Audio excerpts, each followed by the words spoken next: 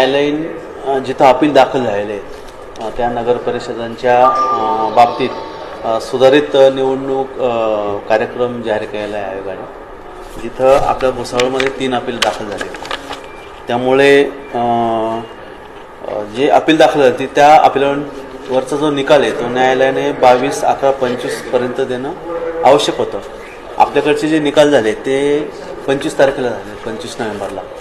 त्यामुळे अशा ज्या वेगवेगळ्या नगरपालिका किंवा नगर परिषदा होत्या तिथे आयोगाने फक्त त्या संदर्भात ती जी जागा आहे, विशिष्ट जागा, त्या जागेच्या संदर्भातच आता नवीन निवडणुकीचा कार्यक्रम जाहीर केलेला आहे. जर अध्यक्षपदासाठी जर अपील दाखल झालं असतं तर आपल्याला पूर्ण निवडणूक कार्यक्रम हा नव्याने घ्यावा लागला असता. तथापि आपल्याकडे 3 जागांवर फक्त सदस्यपदासाठीची अपीलं दाखल झाली होती. त्या अपीलांचा निकाल 25 तारखेला लागलेला आहे. मग त्याला अधीन राहून आयोगाच्या निर्देशाप्रमाणे निवडणुकीचे टप्पे आता पुढील प्रमाणे असतील. म्हणजे जिल्हाधिकारी महोदय जळगाव हे आता 4 डिसेंबर रोजी नवीन कार्यक्रम जाहीर करतील.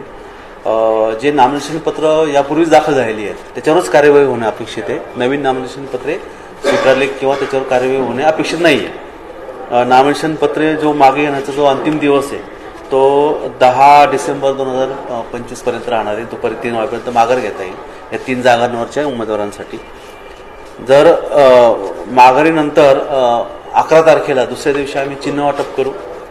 त्यानंतर मग साधारणतः 20 तारखेला सकाळी 7:30 ते संध्याकाळी 5:30 पर्यंत हे मतदान होईल. मतमोजणीचा व निकाल जाहीर करण्याचा दिनांक हा 21 डिसेंबर 2025 हा असेल.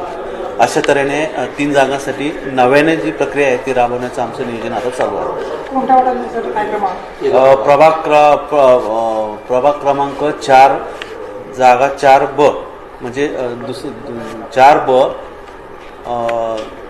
5B आणि 11B ह्या ज्या 3 जागा आहेत तिथे अपील दाखल झाले असल्यामुळे तिथे आता माघारीपासूनची नव्याने प्रक्रिया आम्ही सुरू करत आहोत. खर्चाची मर्यादा जी निश्चित केलेली आहे 5 लाख रुपये, त्या मर्यादेमध्येच उमेदवारांना, सर्वच उमेदवारांना खर्च करावा लागतो.